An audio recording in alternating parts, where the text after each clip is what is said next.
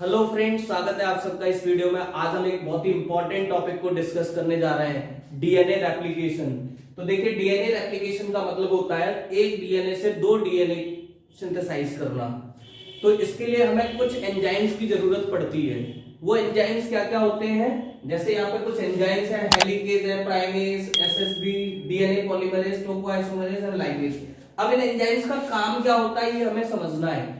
एक डीएनए से दो डीएनए कैसे बनते हैं, ये पूरी प्रोसेस को हमें समझना है। तो चलिए स्टार्ट करते हैं। सबसे पहले देखिए, हेलिकेज नाम का एंजाइम ये क्या करता है, डीएनए के दोनों स्ट्रैंड्स को अनकॉइल करेगा फ्रॉम अ पर्टिकुलर पॉइंट। ठीक है, किसी एक पॉइंट से जाके ये डीएनए पे बाइंड हो जाता है और वहां से डीएनए को अनकॉइल करना स्टार्ट कर देता है हेलिकेज एंजाइम। लेकिन जब ये इसको अनकॉइल करता है तो क्योंकि डीएनए सुपर कॉइल्ड फॉर्म में पड़ा हुआ था बहुत लंबे समय से, तो अब उसके अंदर कॉइलिंग टेंशन होगी काफी ज्यादा। तो कॉइलिंग टेंशन को रिमूव करने के लिए हमारे पास एक एंजाइम होता है टोपोआइसोमरेज। ये टोपोआइसोमरेज डीएनए को हल्का सा कट लगाएगा और इसमें से सारी कॉइलिंग टेंशन को रिमूव कर देगा। अब दोबारा से कहीं डीएनए हमारा फिर से कॉइल्ड ना हो जाए, इसके लिए हमारे पास एक प्रोटीन होती है जिनका नाम है सिंगल स्ट्रैंड बाइंडिंग प्रोटीन्स।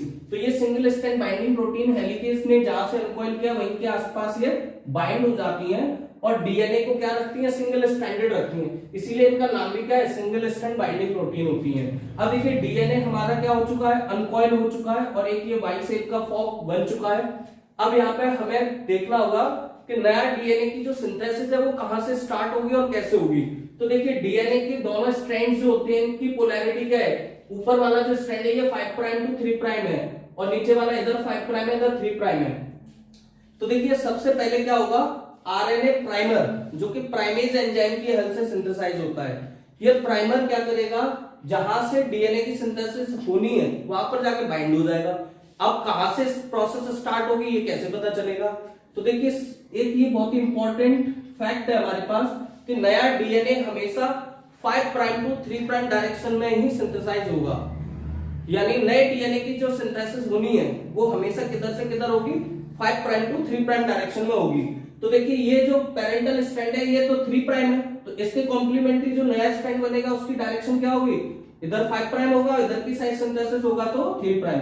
तो यानी ये डायरेक्शन इस वाले स्ट्रैंड की बहुत ही परफेक्ट आ रही है हमारी इस फैक्ट के अनुसार। यानी नया स्ट्रैंड किस डायरेक्शन में बन रहा है, 5 प्राइम टू 3 प्राइम। तो यहां पर 3 प्राइम के नीचे 5 प्राइम पॉइंट पर क्या बाइंड हो जाएगा हमारा आके, आरएनए प्राइमर। आरएनए प्राइमर क्या होता है, ये एक शॉर्ट न्यूक्लियोटाइड सीक्वेंस होता है आरएनए का, जो कि प्राइमेज एंजाइम की हेल्प से सिंथेसाइज हुआ है। जैसे ही प्राइमर बाइंड होगा, अगला एंजाइम आएगा डीएनए पॉलीमरेज, और डीएनए पॉलीमरेज यहां पर बाइंड हो जाएगा। अब देखिए, यहां पर एक प्रॉब्लम आएगी, जो डीएनए पॉलीमरेज एंजाइम है वो एक साथ दोनों स्ट्रैंड पर बाइंड होता है। यानी इस स्ट्रैंड पर भी बाइंड होगा और इस स्ट्रैंड पर भी बाइंड होगा और दोनों एक साथ डीएनए बनाना स्टार्ट करेंगे। वाले स्ट्रैंड पर तो पॉलीमरेज को सही डायरेक्शन मिल रही है, वो 5 प्राइम टू 3 प्राइम डायरेक्शन में इधर सिंथेसिस वो कंटिन्यूअसली कर देगा। लेकिन जब वो इधर बाइंड होगा, अगर सपोज यहाँ पर हम आरएनए पॉलीमरेज डीएनए पॉलीमरेज को यहाँ बाइंड करें, ये भी इधर चले और ये भी इधर चले, तो यहां से जो नया स्ट्रैंड बनेगा उसकी पोलैरिटी यहाँ क्या आ जाएगी, 3 प्राइम टू 5 प्राइम। तो इस डायरेक्शन में डीएनए बन नहीं सकता। डीएनए हमेशा किस डायरेक्शन बनेगा, 5 प्राइम टू 3 प्राइम में, और इधर 5 प्राइम डायरेक्शन आ नहीं रही है। इस स्ट्रैंड की complementary 5 prime to 3 prime direction क्या होगी, इधर होगी। इधर 5 प्राइम होगा, इधर 3 प्राइम होगा, तब जाके सही बनेगा। तो इसके लिए क्या होगा, तो यहाँ पे डीएनए पॉलीमरेज क्या करेगा, डीएनए पॉलीमरेज जैसे यहाँ पे बाइंड हुआ है ऐसे यहाँ पे भी बाइंड होगा। लेकिन यहाँ पे ये क्या करेगा, पहले इस डायरेक्शन में डीएनए को सिंथेसाइज कर लेगा। प्राइमर पहले प्राइमर बाइंड होगा, फिर डीएनए पॉलीमरेज, और ये इस डायरेक्शन में यहाँ पे डीएनए को सिंथेसाइज कर लेगा। यहां पर भी इसने सिंथेसाइज कर लिया। अब यहां से ये पॉलीमरेज और आगे आ जाएगा, पॉलीमरेज और आगे आया, सिंथेसिस करते करते पॉलीमरेज आगे चलता जा रहा है, सिंथेसिस करते करते पॉलीमरेज आगे चलता जा रहा है। तो इस डायरेक्शन में तो ये जो पॉलीमरेज है बिल्कुल सही चलता जा रहा है, क्योंकि इसको डायरेक्शन बिल्कुल परफेक्ट बन रही है 5 प्राइम टू 3 प्राइम डायरेक्शन। लेकिन इस स्ट्रैंड के कॉम्प्लीमेंट्री क्या कर रहा है, इसने इतना टुकड़ा 5 प्राइम टू 3 प्राइम डायरेक्शन बना लिया, फिर आगे चला, ये यहां आया, यहां से यहां तक, फिर इसने एक टुकड़ा यहां सिंथेसाइज कर लिया, यहां 5 प्राइम टू 3 प्राइम, फिर आगे चला और यहां से फिर एक टुकड़ा ऐसे सिंथेसाइज कर लिया। यानी यहां पर जो पॉलीमरेज एंजाइम है इसको बार बार रुक रुक के अपोजिट डायरेक्शन में डीएनए की सिंथेसिस करनी पड़ रही है, जबकि इस स्ट्रैंड पर डीएनए पॉलीमरेज को कंटिन्यूअसली सिंथेसिस करने में मजा आ रहा है, कोई डिस्टरबेंस नहीं हो रहा क्योंकि डायरेक्शन परफेक्ट है 5 प्राइम टू 3 प्राइम डायरेक्शन।